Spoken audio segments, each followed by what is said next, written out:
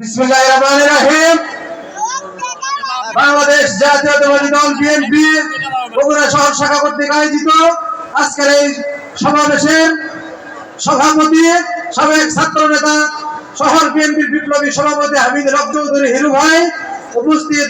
আজকের সমাবেশের প্রধান অতিথি সাবেক ছাত্র নেতা বগুড়া জেলা বিএনপির বিপ্লবী সভাপতি রেজাউল করিম বাদশা ভাই সহ উপস্থিত বিএনপির নেতৃবৃন্দ সহ আমার সামনে উপস্থিত বগুড়ার বিএনপি যুব দল, ছাত্র দল, স্বেচ্ছাসেবক দল, মহিলা দলের সম্মানিত নেতৃবৃন্দ এবং কর্মী ভাইরা, সবাইকে জানাই বাংলাদেশ জাতীয়তাবাদী যুব দল বগুড়া শহর শাখার পক্ষ থেকে সালাম।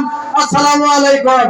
প্রিয় ভাইরা আমার, আপনারা জানেন দেশ গঠনের জন্য আমাদের নেতা শহীদ রাষ্ট্রপতি জিয়াউর রহমান 19 দফা ঘোষণা করেছিল।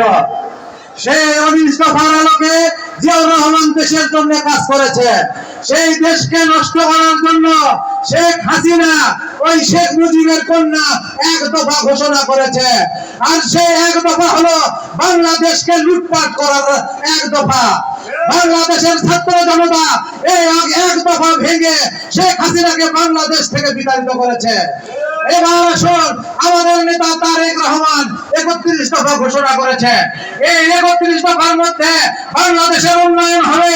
এই উন্নয়নে বাংলাদেশের নেতা তারেক রহমানের সাথে বাংলাদেশের আপামর জনসাধারণ, যুবদল এই 31 দফা বাস্তবায়ন করার সঙ্গে থাকবে।